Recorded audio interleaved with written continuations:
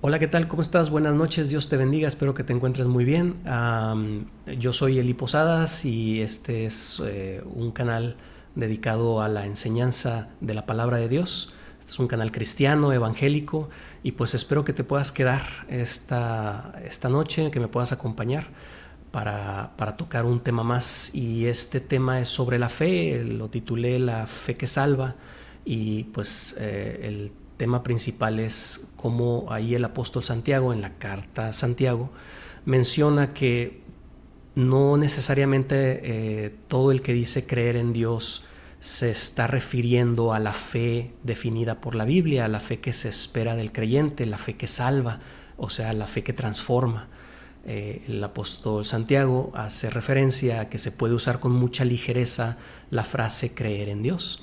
Entonces, pues vamos a empezar este tema. Espero que Dios te bendiga y que sea algo que tú venías buscando y que tal vez por eso te detuviste en este video. Voy a leer porque aquí traigo yo todo escrito en lo que preparé, y pues a mí me gusta mucho leer. Entonces la carta del apóstol Santiago nos revela una verdad sobre la que nos confronta. Esto es que no todo lo que creemos se puede definir como fe. Por ejemplo, llamar fe al mero conocimiento de la existencia de Dios es un error.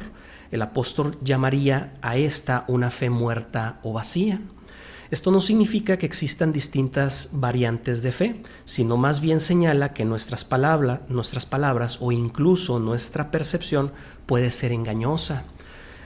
Podemos estar usando la palabra fe de manera equivocada, de acuerdo a un conocimiento propio, adquirido meramente del uso del lenguaje, posiblemente con una connotación parcial, superficial o distinta de la connotación que nos interesa. Nos interesa qué es lo que dice la Biblia, cómo es que define Dios esa fe que es la que nos va a acercar a Él, la que nos permite ser justificados, la que nos permite pasar a ser hijos de Dios, y no solamente lo que hemos escuchado constantemente en nuestro lenguaje diario, que pues a lo mejor se utilizan frases motivacionales o se utiliza la palabra creer simplemente como un conocimiento, pero que no involucra un compromiso.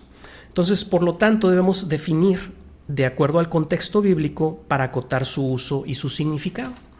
Entonces, si el término se usa con demasiada soltura, podríamos caer en el engaño de pensar que tenemos fe, que es lo que ocurre generalmente cuando tú le preguntas a alguien, digamos en la calle, oye, ¿tú crees en Dios? Probablemente te responda, digamos, a lo mejor te responde, pues sí, sí creo en Dios, pero realmente no sabemos qué es lo que significa lo que está diciendo. Incluso nosotros podríamos caer en ese error de pensar que tenemos fe por decir la frase creemos en Dios, cuando en realidad a lo mejor solamente tenemos un conocimiento. Es precisamente una percepción falsa de la fe la que el apóstol Santiago confronta en su carta, denunciando una concepción equivocada con la que se banaliza la verdadera fe que Dios espera de nosotros. Entonces vamos a ir a la palabra para señalar un par de versículos así de manera muy concreta, como el apóstol Santiago trae a la luz el uso muy ligero que se le puede dar a la frase creer. Dice ahí en la carta del apóstol Santiago, capítulo 2, versículo 14, estoy aquí yo en la versión Reina Valera, dice, hermanos míos, aquí estamos en el versículo 14, aquí, hermanos míos, ¿de qué aprovechará si alguno dice que tiene fe y no tiene obras? ¿Podrá la fe salvarle? Entonces pone en entredicho Santiago la concepción de fe que tienen muchos, cuando claramente estas personas no están demostrando esa fe con obras. O sea que es muy fácil ponerlo en palabras, decir que tienes fe, pero eso es diferente a que haya algo que haya transformado tu vida y por lo tanto tú actúas diferente. Entonces aquí se denuncia, ¿podrá la fe salvarle? No está diciendo que la fe en su connotación de compromiso o relación con Dios no sea suficiente para salvar, como a lo mejor alguna otra interpretación de doctrina se pueda malinterpretar aquí. Simplemente está haciendo, está resaltando que que esa fe de la que se está hablando en realidad no es fe.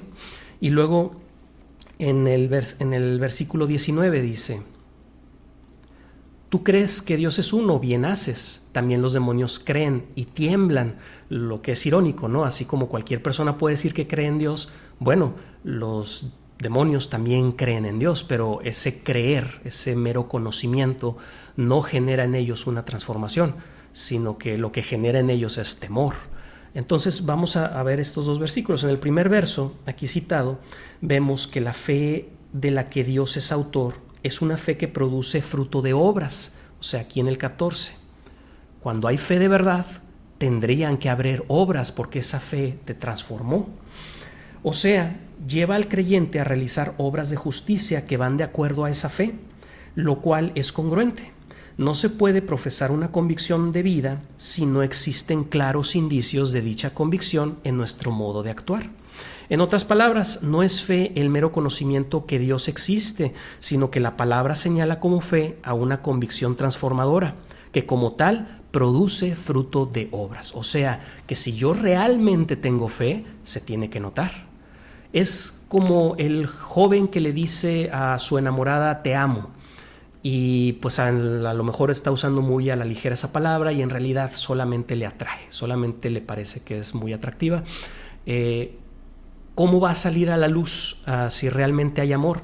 Pues con sus actos, con sus acciones, ¿verdad? Porque si de verdad hay un lazo, un vínculo perfecto que llama la Biblia, que es el amor, entonces tendría que haber ahí paciencia, tendría que haber ahí benignidad, tendría que haber ahí ese compromiso, ese cariño, ese cuidado, esa atención, etcétera, etcétera, ¿no? Tiene que haber una serie de elementos que demuestran que hay amor, pero es muy fácil decir te amo porque se quiere lograr algo, porque se quiere convencer a alguien de algo, y pues suena muy bien. Las palabras, cuando uno recibe un halago de ese tipo, pues inmediatamente llenan, ¿no?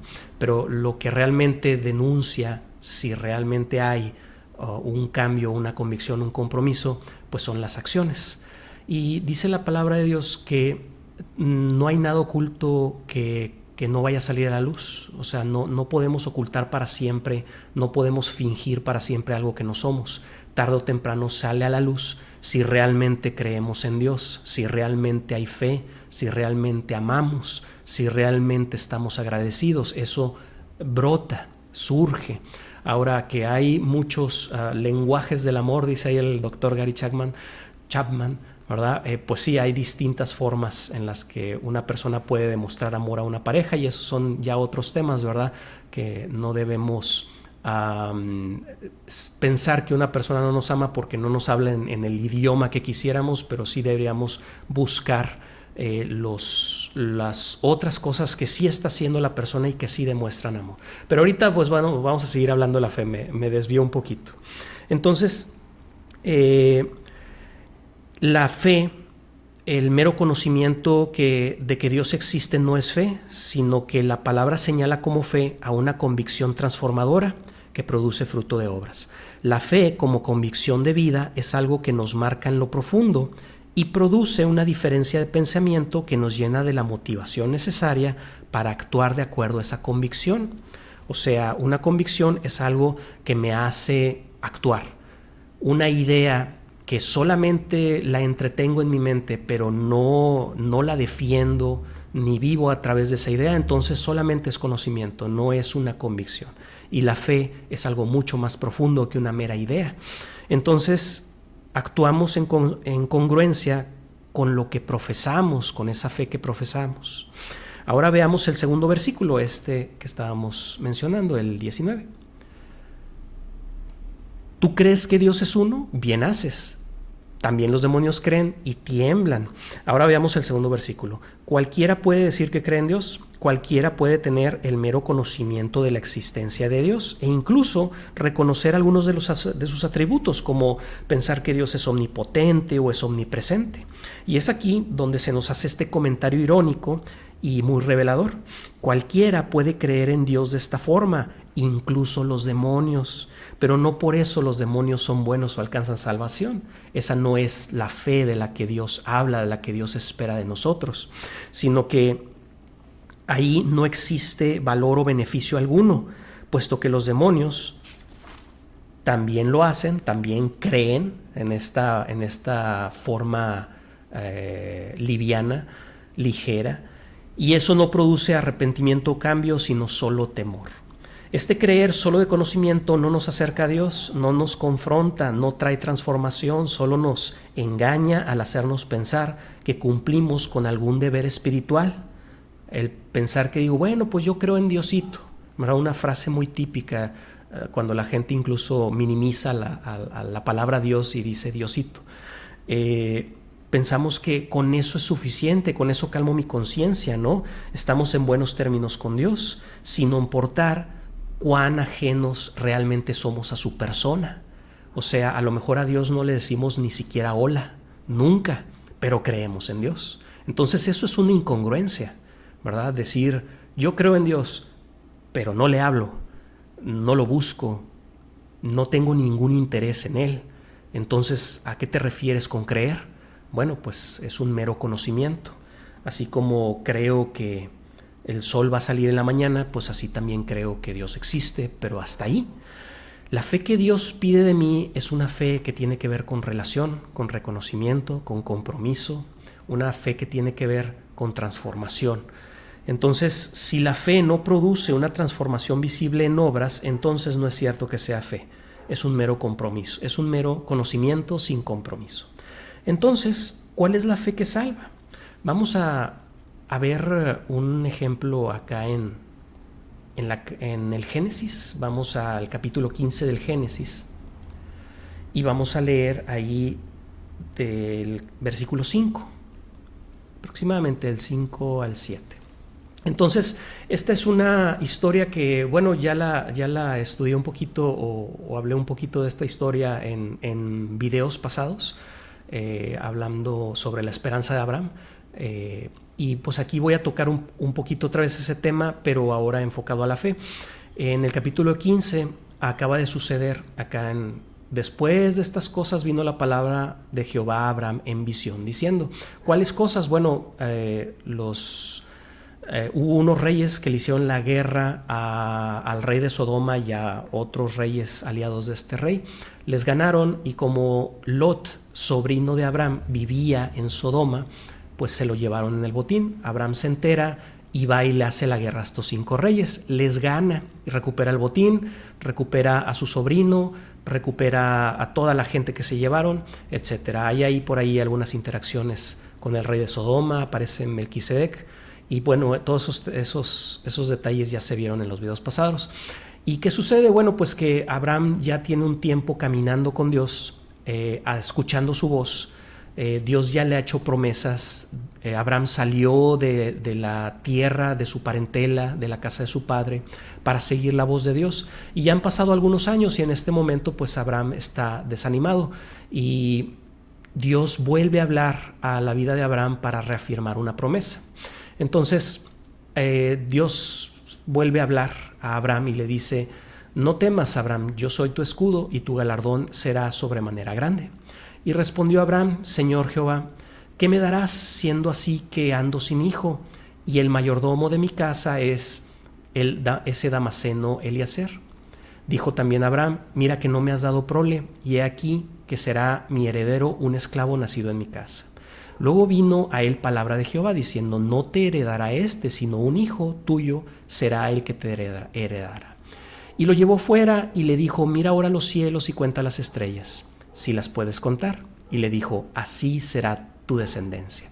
Entonces, en este punto, Abraham está desanimado, lo podemos ver. Le dice, ¿para qué quiero recompensa si todo lo que me has prosperado no va a ser para mi descendencia? Va a pasar a manos de un siervo.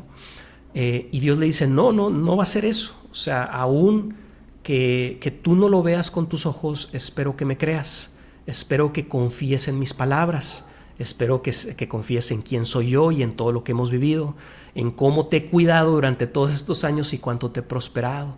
Entonces, Abraham le dice, mira los cielos, cuenta las estrellas, si las puedes contar, así será tu descendencia. Y en este momento, Abraham decide creerle a Dios y dice que esta fe, y creyó a Jehová y le fue contado por justicia. Abraham no creyó simplemente que Dios existía, él le creyó a Dios, a este Dios que lo ha acompañado durante años, que le ha encargado hacer cosas inimaginables, que lo arrojó a una enorme aventura de ir a una tierra extraña a peregrinar, a recorrer la tierra, pero que en cada ocasión que Abraham ha visto su vida incluso peligrar, incluso a manos de Faraón, no solo su vida es preservada, sino que también él prospera y prospera y prospera. Y Abraham sabe que no es por él, no es porque él sea muy inteligente o sea bueno en los negocios, es porque la fidelidad de Dios se queda con él. Él ha visto la misericordia de Dios, él ha visto que este es un Dios fiel, que el que le ha hecho promesas puede cumplirlas. No solo tiene el poder para hacerlo, sino que tiene el carácter. Alguien que sí cumple con su palabra. Entonces, él le cree a Jehová, y no esta creencia de decir, bueno, yo creo que existe un Dios, sino que yo creo en la fidelidad de Dios. Yo creo en su carácter. Yo confío en sus palabras porque he venido a conocerlo. En este punto de la historia, Abraham ya había peregrinado por largo tiempo por mandato divino.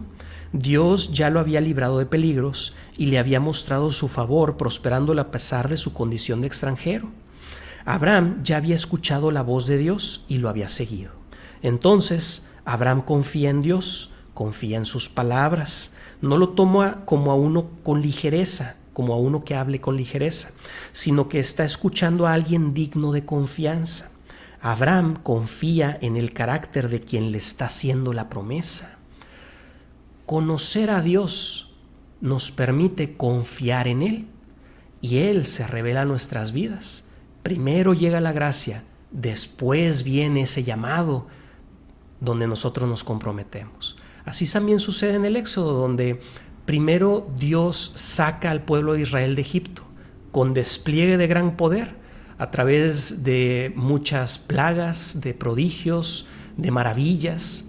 Y después de rescatarlos de la esclavitud, después de sacarlos, de librarlos de la espada de Faraón, de echar los carros de Faraón al mar y de llevarlos a una nueva aventura, a una nueva tarea, entonces es cuando ahora sí Dios les da su pacto y les da su ley.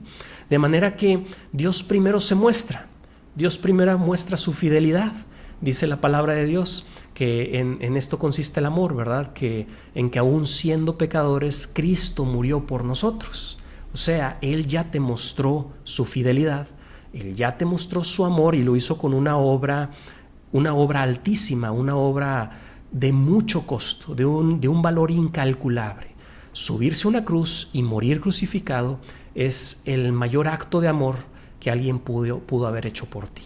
Entonces, una vez que Él te muestra su carácter, en ese Dios que se da a conocer, en Él, que yo confíe en Él, esa es la fe que Abraham le muestra a Dios y por la que es justificado. Y ahorita lo voy a desarrollar un poquito más. Ahorita estoy elaborando lo que voy a tocar un poquito más adelante. Entonces, Abraham confía en el carácter de quien le está haciendo la promesa. Abraham ha venido a conocer a Dios en su caminar con Él y sabe que no falla. Conocer a alguien con quien se camina es intimidad. Es la base de una relación de confianza. La fe que salva es una fe de relación, es una fe de intimidad, es una fe que tiene que ver con conocer a Dios. Por eso los demonios creen en Dios y tiemblan, porque a ellos no les interesa relacionarse con Dios. Ahí no hay relación ni intimidad, no hay este grado de profundidad en una fe en la que tiene que ver con conocer el buen carácter de nuestro Dios. Todo lo contrario, la serpiente en el Edén a Adán le dice, a Adán y Eva, ¿verdad? Lo vemos ahí en el relato con Eva, que Dios es un mentiroso, que Dios en realidad no quiere que se den cuenta, que no quiere que tengan conocimiento entre el bien y el mal, que Él está cuidando que no se vayan a convertir como Dios, le dice la serpiente Eva, ¿verdad? Son mentiras. Lo que Dios no quiere es que tú seas como Él. Entonces, desde el Edén, la serpiente se encargó de llamar a Dios mentiroso, y Adán y Eva le creyeron, pensaron que Dios tenía dobles intenciones, que Dios no era digno de confianza. Entonces, la fe que espera Dios de nosotros es una en la que le creamos a Él, confiemos en Él y pensemos que Él de verdad es bueno, que no lo pongamos en duda. Esta confianza es la fe que le es contada por justicia, una fe de confianza. La fe que Dios quiere es una confianza que produce una relación. Yo no me relaciono, digamos, de manera íntima con gente con la que no confío. A lo mejor en el ambiente laboral o en la escuela o en cualquier lugar donde nos relacionemos. Si de repente yo me doy cuenta que una persona pues me tuvo mala fe y actuó de mala fe contra mí, ¿verdad? En alguna murmuración o algo, pues probablemente yo no voy a permitir que esa persona se entere de las cosas más íntimas que me afectan, ¿verdad? No voy y le platico mis cosas a alguien a quien no le intereso o a alguien que no es digno de confianza.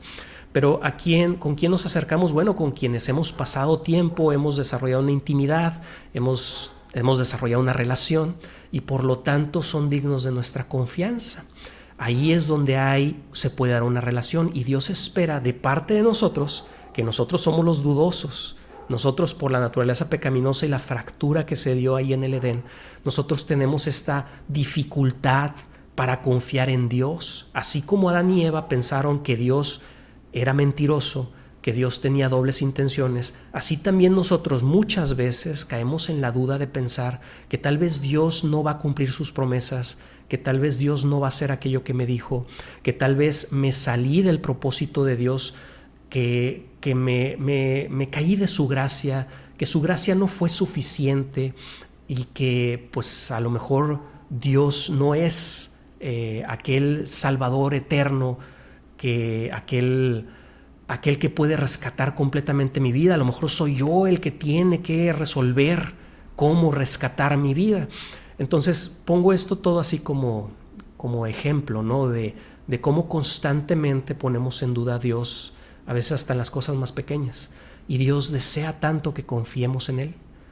Ha peleado por esa relación desde el jardín del Edén y hasta la fecha, y lo vemos y lo vamos a seguir viendo ahorita en lo que sigamos platicando, cómo Dios desea que tengamos una relación, que le creamos, que no dudemos de Él, que no lo pongamos en entredicho. El mundo pasará, los cielos, la tierra, el mar, todo pasará, pero mi palabra se cumplirá, diciendo Dios, lo que yo dije se va a cumplir, ¿verdad? Aunque me llamen mentiroso, aunque duden de mí.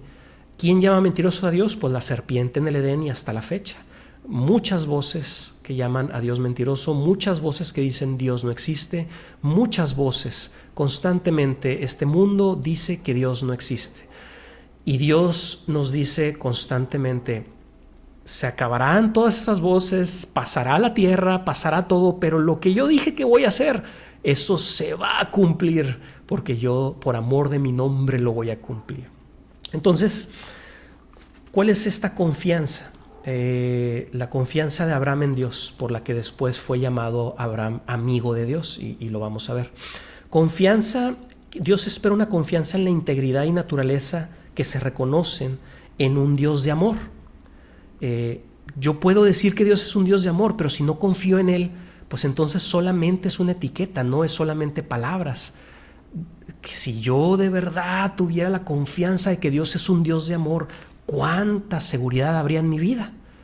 ¿Cuánta confianza habría en mí, en mis pasos, en mi día, en mi futuro, si yo de verdad confiara que Dios es un Dios de amor? Abraham aprendió a reconocer el carácter y la integridad de Dios porque su relación, su caminar con Él, le han llevado a conocerle. De ahí la certeza de la conducta e intenciones de aquel con quien ha recorrido camino. Entonces, Dios se revela en nuestras vidas y Él siempre es fiel. Cada vez que se revela en nuestras vidas es para intervenir, para hablarnos, para confrontarnos.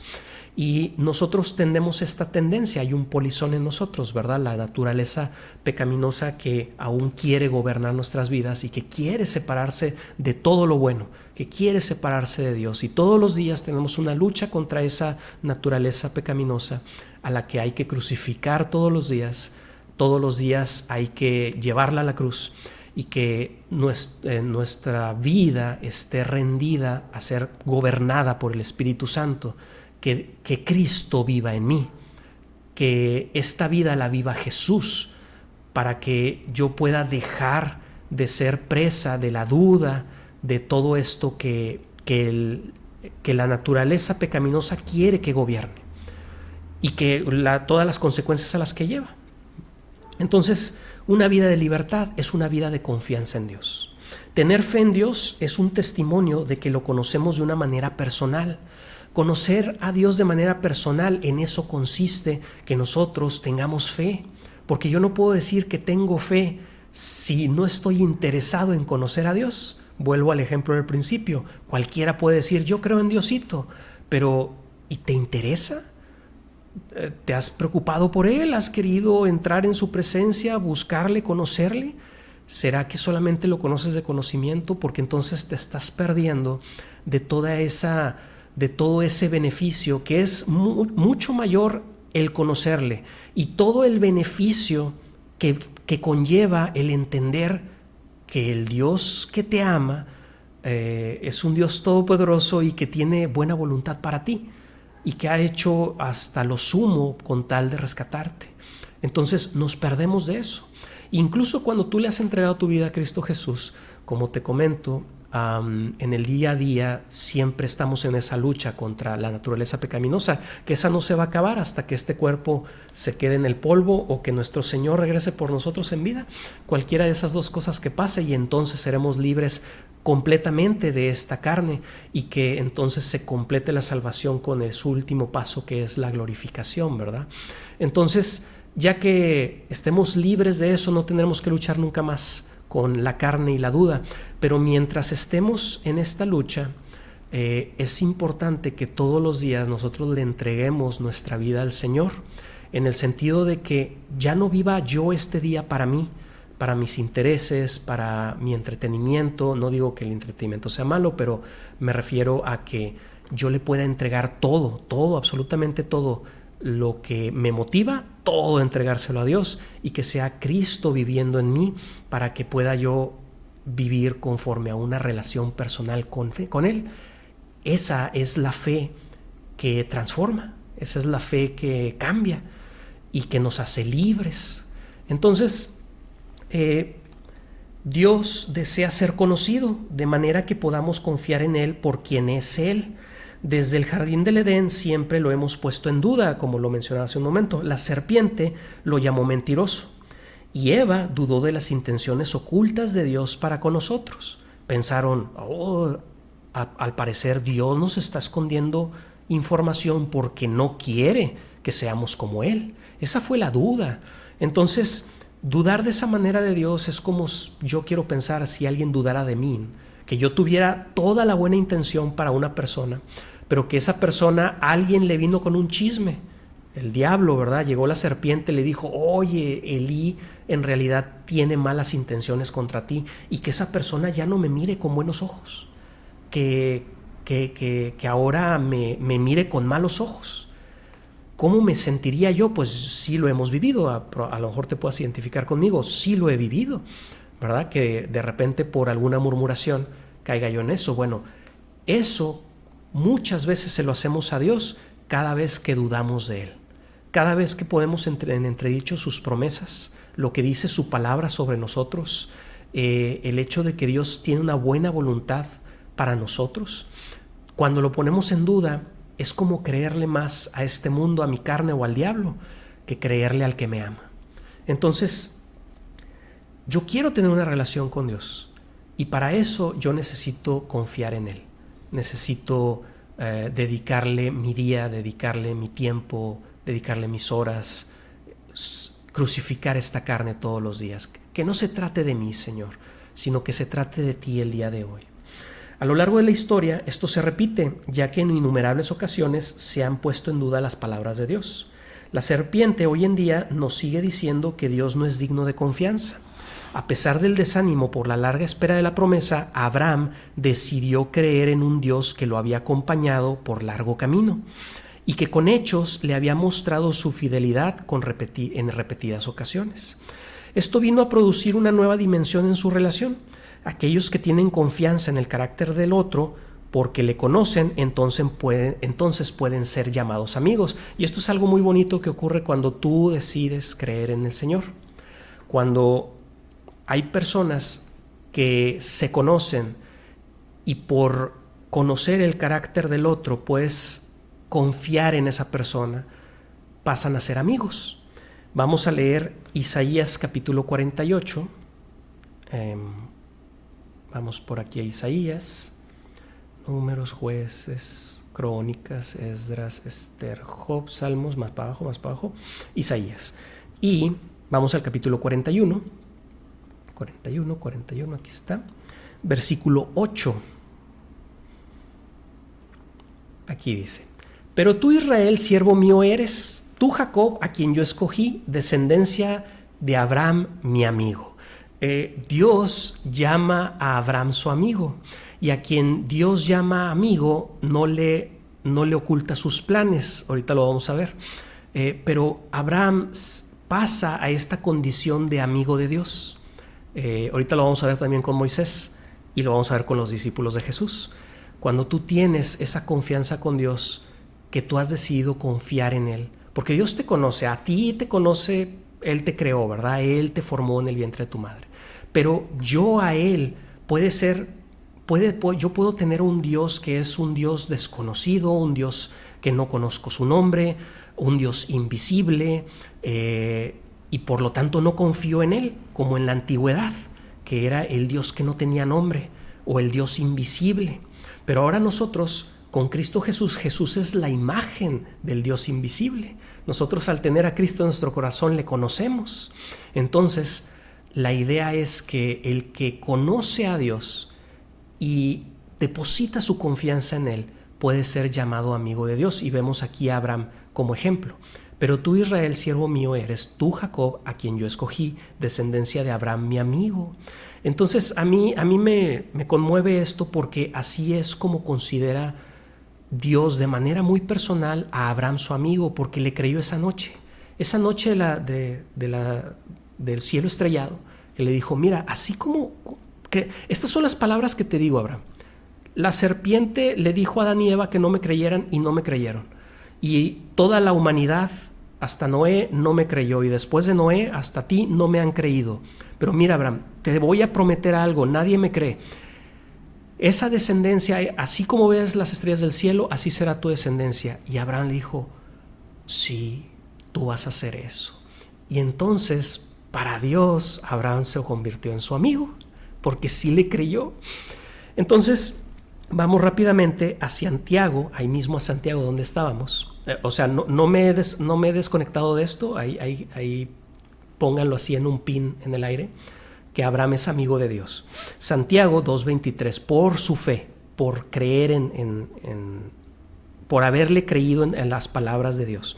Santiago, vamos a Santiago Nuevo Testamento, Santiago capítulo 2, versículo 23, dice: y se cumplió la escritura que dice: Abraham creyó a Dios y le fue contado por justicia y fue llamado amigo de Dios. Santiago nos explica que ese creer de Abraham en Dios, de verdad confiar en Él.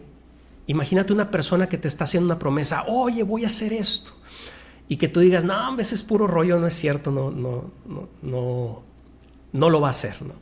Y conocemos a muchas personas así, ¿no?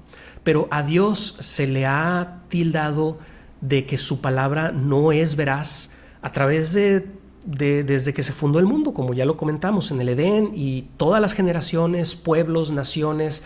El mundo que le da la espalda a Dios es un mundo que Dios llama a Dios mentiroso. Entonces, el que se atreva a creerle a Dios, Dios está dispuesto a creerle en este contexto del que estamos hablando, un creer de relación, un creer de intimidad, un creer de confiar, de entender el carácter del que me hace la promesa. A esos Dios les llama amigos.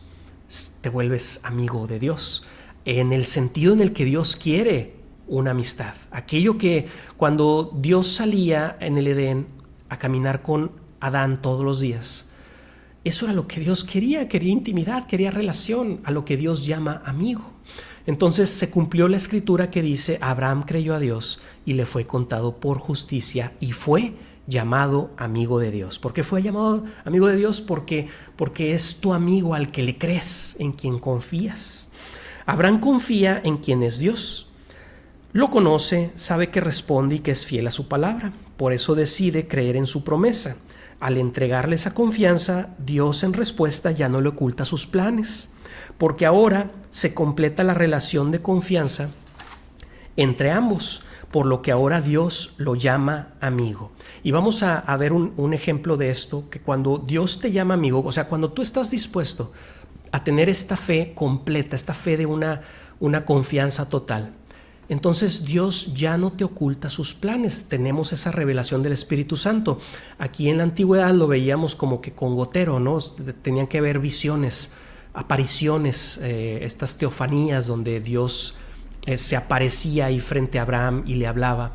Era como poder comunicarse con Dios con gotero. Y si tú tienes a Cristo en tu corazón, después de haber sido adoptados, después del sacrificio, después de que se pagara el precio en la cruz por nuestro pecado, y que ya no somos enemigos de Dios, sino que somos hijos de Dios, si tú has aceptado a Cristo en tu corazón como tu Salvador y Señor, entonces ahora, a través de su Espíritu Santo, Dios no tiene por qué ocultarte sus planes. Él te los revela en su soberanía, ¿verdad? De acuerdo a sus planes, de acuerdo a lo que Él te quiere mostrar, ¿verdad? No en base a lo que yo a veces en mi desesperación quisiera que Dios me dijera. Pero esto es algo sorprendente, esto es maravilloso, que el Rey del cielo, el Señor del universo, el creador de todo lo que hay, quiera compartir sus planes contigo, o sea, platicártelos, ¿verdad? Entonces, vamos otra vez al Génesis. Vamos a ver cómo se da esto. Al Génesis, rápidamente hasta arriba, capítulo 18, versículos 16 y 18. Por aquí está. 16 a 18. Dice: y los varones se levantaron de allí. Esto es cuando se da el juicio sobre Sodoma y Gomorra. Los varones se levantaron de allí y miraron hacia Sodoma, y Abraham iba con ellos acompañándolos. Y Jehová dijo: ¿encubriré yo a Abraham lo que voy a hacer, habiendo de ser Abraham una nación grande y fuerte, y habiendo de ser benditas en él todas las naciones? Porque yo sé que mandará a sus hijos y a su casa después de sí que guardasen el camino de Jehová, haciendo justicia y juicio, para que haga venir Jehová sobre Abraham lo que ha hablado acerca de él. Entonces, aquí la clave es esta. Dijo: ¿encubriré yo a Abraham lo que voy a hacer? Entonces, Jehová le dijo los planes que tenía contra Sodoma y Gomorra. ¿Y qué sucede? Bueno, esto explica Jesús, que cuando Dios llama a alguien su amigo, ya no le oculta sus planes. Y ahorita lo vamos a ver, la explicación que da Jesús. Aquí en este caso nada más el contexto del pasaje es que Dios ya determinó juicio sobre Sodoma y Gomorra. El hedor del pecado, las cosas terribles que se hacían ahí, ya merecían un alto. Dios le pone un alto a la locura del ser humano cuando se entrega a la mente reprobada. Entonces se aparecen tres hombres, dos ángeles y el ángel de Jehová, que es una teofanía, o sea, una figura humana, pero que es en realidad Dios, y se le aparecen a Abraham. Entonces ahí hay todo un episodio donde Abraham les ofrece de comer, Dios le dice sus planes a Abraham y luego Abraham intercede por Sodoma. Entonces, Dios tiene esta interacción con Abraham porque es su amigo, porque Abraham decidió confiar en él, entonces puede platicarle sus planes. Ahora sí, vamos a ver cómo lo explica Jesús en Juan, el Evangelio de Juan. Aquí rápidamente, Nuevo Testamento,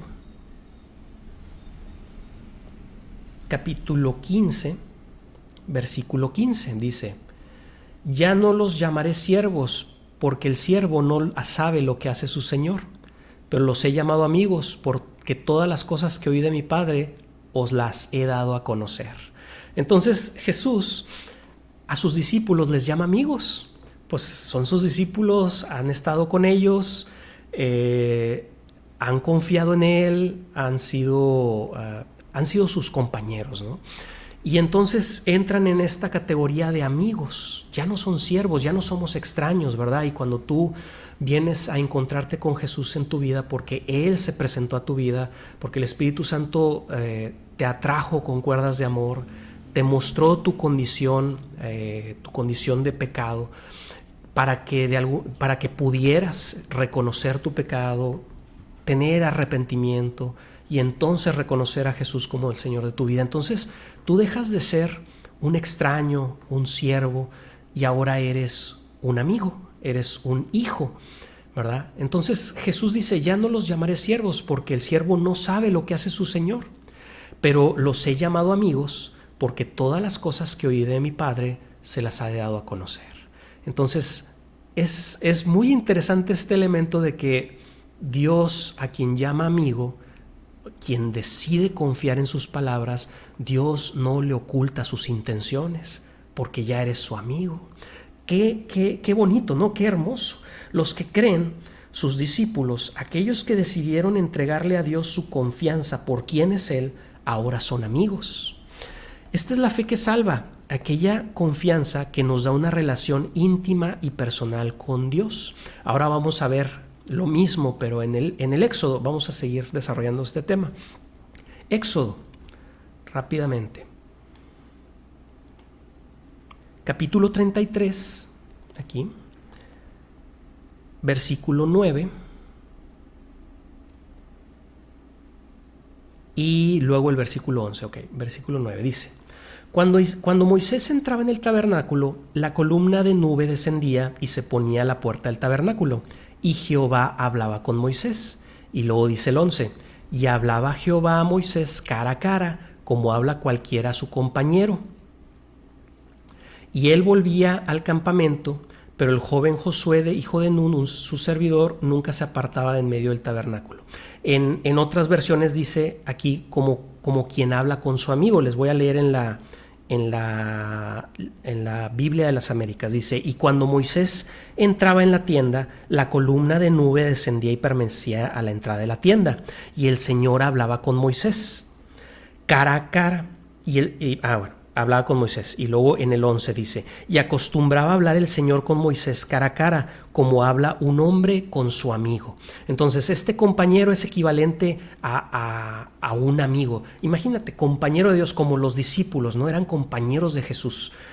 Pero Dios hablaba con Moisés cara a cara. Y cuando dice cara a cara, esto es una frase, no es literal, porque justamente aquí más adelante Moisés le pide que le muestre su gloria, y luego Dios le dice: no puedes ver mi rostro porque si no morirás, y nada más le muestra la espalda. Entonces por eso podemos saber que aquí cara a cara no significa que se veían cara a cara, sino que está hablando que se hablaban íntimamente al corazón, ¿verdad? Es como un sentido figurado de hablar. Como habla cualquiera con su compañero, con su amigo. En este punto ya pasaron muchas cosas. Dios le dio el llamado a Moisés de ir a rescatar a su pueblo. Moisés duda. Dios lo empuja a que lo haga. Dios le da promesas, le da señales para que le crean. le permite a su hermano Aarón que hable en su lugar, etcétera, y suceden todos los eventos extraordinarios del Éxodo, de la salida del pueblo de Israel con Faraón. Y después de todo eso, sucede que ya cuando llegaron al monte Sinaí, ya que se pasaron el Mar Rojo, ya que tuvieron algunas interacciones negativas, porque el pueblo pues inmediatamente empezó a quejarse que no encontraban agua, que no tenían que comer, y Dios siempre los bendecía con comida, con pan del cielo y con agua. Entonces, ya que llegan al monte, Moisés sube a que le entreguen la ley, y después de pasados estos episodios, sucede que el pueblo, como tardaba Moisés en bajar, pues hicieron un dios como los dioses que tenían en Egipto, y empezaron a adorar y a regresar a sus costumbres que tenían en Egipto. Y entonces pues ahí es una decepción muy grande, ¿no? Y viene juicio de Dios sobre este pueblo que ya era condenable lo que estaban haciendo, pero Moisés intercede por el pueblo y se da este pasaje, cuando Moisés constantemente intercede por el pueblo para que Dios no extermine por todo lo que habían hecho, y que Dios los acompañe en el camino. Aquí es donde Dios le dice a Moisés: yo ya no los voy a acompañar, voy a mandar a mi ángel delante de ustedes, pero yo no los voy a acompañar, no sea que los destruya en el camino, pensando en la constante rebelión y pecado del pueblo. Pero Moisés les dice: Señor, si tú no vas con nosotros, yo no quiero ir. Que ahorita hay hasta muchos cantos que usan ese pasaje, ¿no? Aquí Moisés le ruega por el pueblo, es una figura de Jesús, cuando Jesús intercedió por nuestro pecado ante la justicia de Dios. Bueno, ahondando en esto, Moisés, cuando está en este ínter en el que Dios ya no va a acompañar al pueblo y Moisés le ruega que los acompañe, es como unos días, o no sabemos cuántos días duró, en el que todos los días Moisés iba y se presentaba al tabernáculo, a la tienda de reunión, y entonces descendía la nube, y ahí era donde platicaban, y otro día y platicaban, y otro día y platicaban. Entonces Dios ve a Moisés como su compañero, como su amigo, y eso es lo que leemos aquí. Y acostumbraba a hablar el Señor con Moisés cara a cara, como habla un hombre con su amigo. Y vemos este término de amistad, de compañerismo, que es lo que Dios anhela de nosotros, es lo que Dios espera de nosotros, y es a lo que nos llevará una fe real, una fe de una confianza completa en un Dios que quiere lo mejor para mí. Únicamente una fe de confianza es la que da a Dios la credibilidad que Él merece, no un mero conocimiento de un Dios ajeno y distante. Si no confiamos en Él y en lo que nos ha dicho, entonces ¿cómo podemos decir que le conocemos?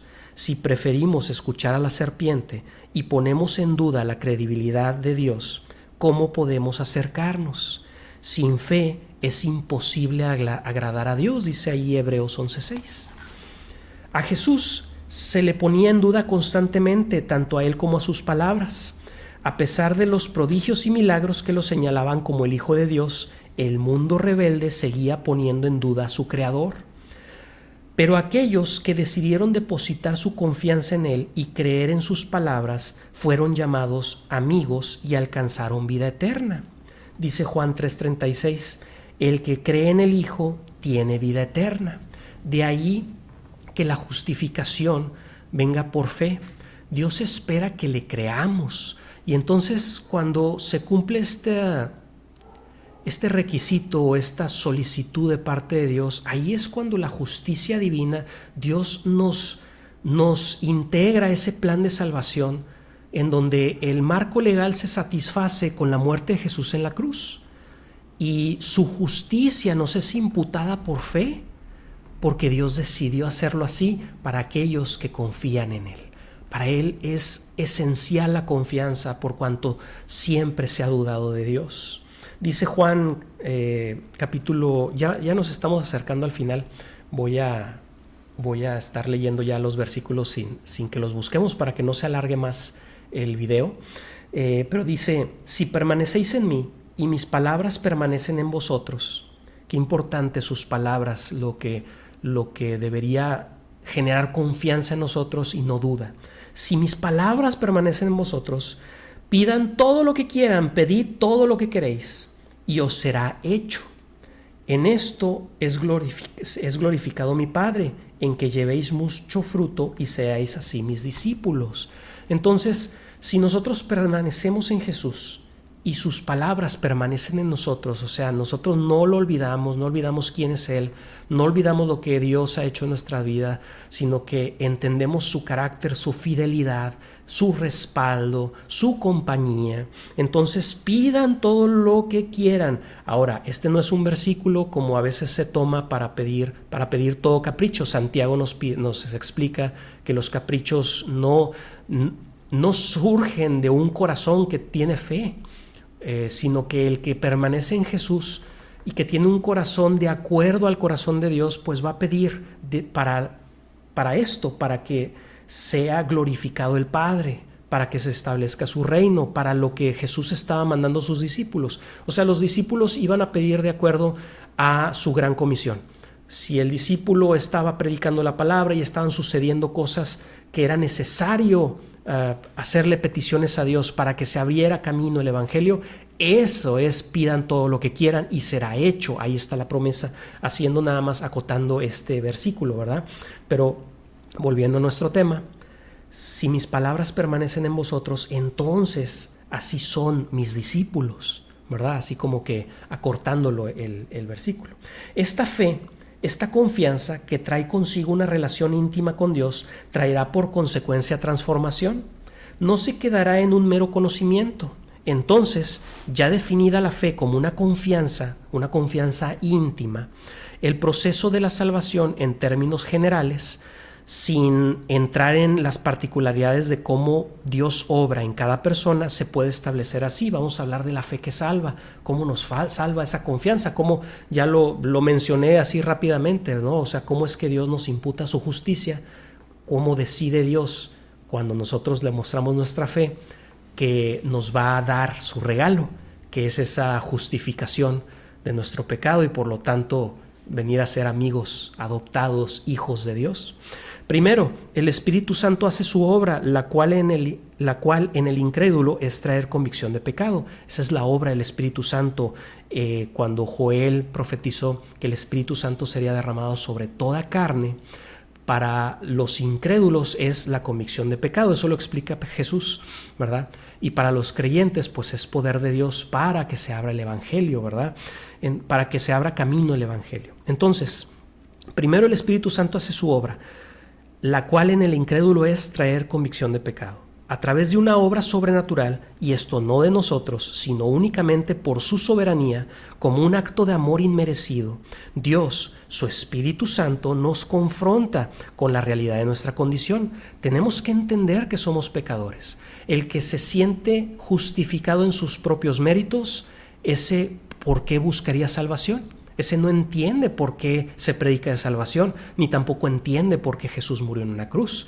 El que se siente limpio o el que se cree que es santo, en los términos seculares que se puede utilizar el mismo concepto, ¿no? Alguien que se considere una buena persona. Pero Jesús es muy claro diciendo, no hay buenas personas, solo mi Padre es bueno. Y esa convicción de pecado solo la trae el Espíritu Santo. Puede ser a través de un video como este, una predicación, el compartir la palabra, el escucharlo de alguien. Por eso nosotros publicamos nuestro testimonio, publicamos nuestra relación con Jesús, hacemos público, predicamos su palabra para que muchos oigan y que el Espíritu Santo tal vez pueda utilizar o vaya a utilizar estas palabras como herramientas para tocar corazones. Entonces, el Espíritu Santo nos confronta con la realidad de nuestra condición. Puede ser que su obra se haya extendido por años, dejándonos vivir las consecuencias de seguir a falsos ídolos, al mismo tiempo que plantando semillas en nosotros de diferentes formas y a través de diferentes maestros. Maestros de la palabra de Dios. No estoy hablando de otras formas de sabiduría, ¿no? Sino que Dios va plantando semillas de su evangelio en nuestra vida, de manera que tarde o temprano el Espíritu Santo completa su obra, para que de pronto en el día determinado por Dios venga esta revelación de nuestra situación desesperada e irremediable.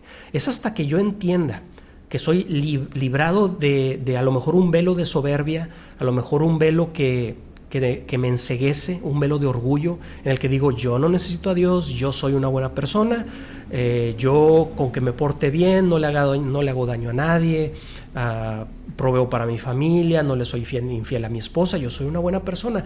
Pero es el Espíritu Santo el que me tiene que confrontar para que salga a la luz todo a lo que soy ciego.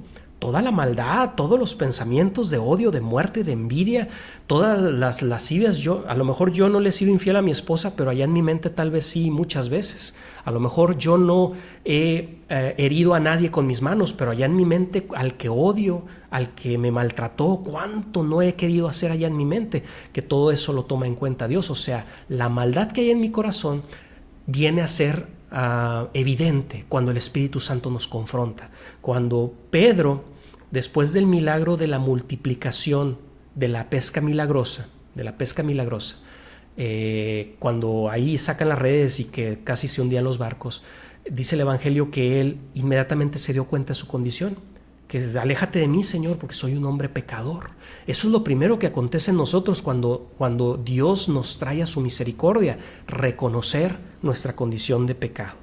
Entonces, al entender nuestra situación desesperada e irremediable, el peso de nuestra iniquidad se vuelve visible. Al mismo tiempo, se revela ante nosotros la única alternativa viable proveída por su amor y su sacrificio.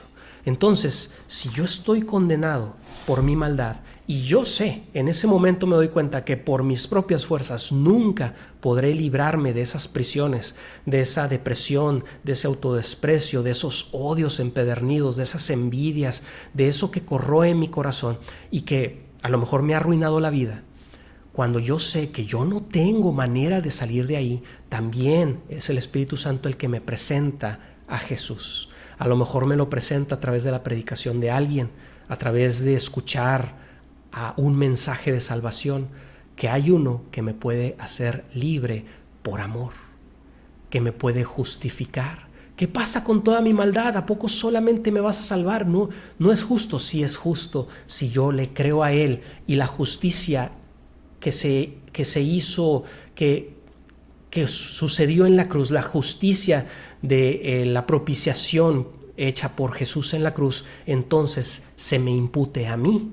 Jesús, Cristo crucificado, se nos presenta como el rescate inmerecido que necesitamos. Se nos ofrece su perdón, su rescate y toda la extensión de su amor, porque todo esto Él lo hace por amor. El mostrarte tu pecado, el presentarte el sacrificio que ya hizo por ti, ya está hecho el sacrificio. Solo necesitas creerle. Si te atreves a creerle, Él te lo regala, te regala esa justificación, porque te ama. Se nos ofrece su perdón, su rescate. Es ahí donde a nosotros nos toca decidir. Aún en ese momento, habrá quien decida decirle que no a Dios. Mi esperanza y mi oración es que si tú estás escuchando esto porque te llamó la atención y que Dios te esté hablando y te esté diciendo, yo soy tu salvación, yo soy tu oportunidad de vida, para que tú tengas vida eterna y vida eterna a partir de hoy, para que no vivas en esclavitud a partir de hoy, no solamente en la vida venidera, sino que hoy seas libre, seas emancipado, que ya no estés bajo las cadenas del pecado y de todo aquello que te corroe, todo aquello que te encierra. Es ahí donde a nosotros nos toca decidir, escoger entre una vida vacía, esclavizada al pecado y las consecuencias meritorias de mi maldad, o escoger la salvación que se me ofrece, basada únicamente en su amor por mí y no en mis méritos, no porque diga yo que soy bueno. ¿Será que podré confiar en ese amor? ¿Será que pondré mi fe en este Salvador? ¿Será que cuando Él me promete esto, una salvación, vida eterna, la justificación de toda mi maldad, por el intercambio entre la muerte de Jesús el pecado que se impute a Él y que su justicia sea imputada a mi vida, ¿será que sí puedo creer eso? Porque eso es lo que veíamos desde el principio. Dios te ofrece algo maravilloso y puede ser como en el Edén y dudar de Él, escuchar a la serpiente y decir, no, no es cierto, tiene dobles intenciones. O puedo creerle, confiar en Él y que encuentre una relación íntima con un Dios que sí me ama. ¿Será que le puedo creer a Dios? Aquí, cuando tomamos ese paso de fe y ponemos nuestra confianza en aquel que afirma amarnos y clamamos por salvación, aquí es cuando se da la regeneración. La regeneración es el nuevo nacimiento del que Jesús le explicaba a Nicodemo, que es necesario que vuelvas a nacer para poder entrar al reino de los cielos. Es una explicación un poquito más profunda, hay mucha teología, bueno, hay teología ahí, ¿no? Pero antes de ahondar en eso, o tal vez lo podamos ahondar en otro video, este nuevo nacimiento es el Espíritu Santo al confrontarnos con nuestra propia maldad y al mostrarnos la santidad absoluta del Dios que nos ama, nos guía al arrepentimiento. O sea, que al ver yo toda mi maldad y al decidir confiar en este Dios, no me queda de otra. Mi respuesta natural, si yo decido confiar en este Dios, pues es arrepentirme, porque yo sé la maldad que he cometido, yo sé lo que he hecho. Un corazón que ha decidido confiar en Jesús se arrepiente de la vida de pecado. Inmediatamente viene el reconocimiento de Jesús como el Hijo de Dios, Rey de Reyes y Salvador del mundo, Mesías esperado, Dios encarnado para morir por mis pecados y Redentor de mi alma. Los que vivieron en los tiempos de Jesús y lo rodeaban, muchos, la mayoría, no creyeron que Él era el Hijo de Dios. No creyeron en sus palabras, no creyeron en su mensaje de salvación. Entonces Él sigue esperando que nosotros sí le creamos. ¿Será que le podemos creer que Él es Dios encarnado para pagar por nuestros pecados? Que Él no es un Dios ajeno, no es un Dios impersonal, no es un Dios que solamente ejerce como juez, sino que también quiere ser nuestro Padre, quiere amarnos y abrazarnos. ¿Será que puedo creerle? ¿Puedo creer que sí vino, que Él empatizó con nosotros al hacerse carne, no escatimando ser Dios, sino que despojándose a sí mismo, vino a ser como forma de siervo, humillándose, siendo obediente hasta la muerte para traer salvación a nuestra vida? Es entonces cuando reconozco a Jesús como el Señor de mi vida. Cuando yo reconozco a Jesús como Señor de mi vida, ¿sabes qué, Jesús?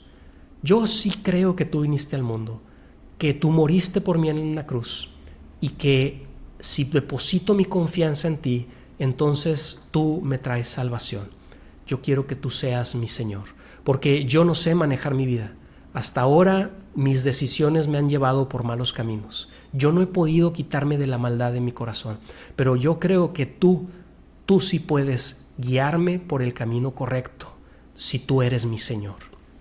Este arrepentimiento y reconocimiento trae a mi vida una obra del Espíritu Santo llamada regeneración, un nuevo nacimiento. Somos ahora propiedad suya, comprados por precio de sangre, pasando de esclavitud a ser adoptados, de muerte a vida, de maldición a bendición. Aquí se da la regeneración, pasamos a ser nuevas criaturas. Cuando tú reconoces tu pecado, cuando tú decides confiar en Él, cuando tú lo haces Señor de tu vida, entonces tú pasas a ser nueva criatura.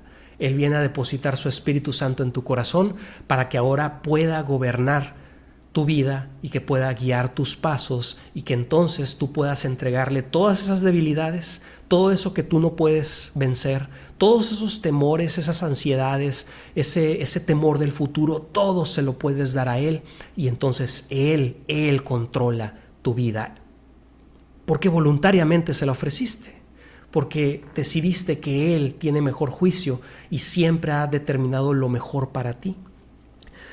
Como hijos ya no somos extraños, sino que podemos clamar Abba, o sea, papá, y acercarnos con libertad. Su amor echa fuera todo temor.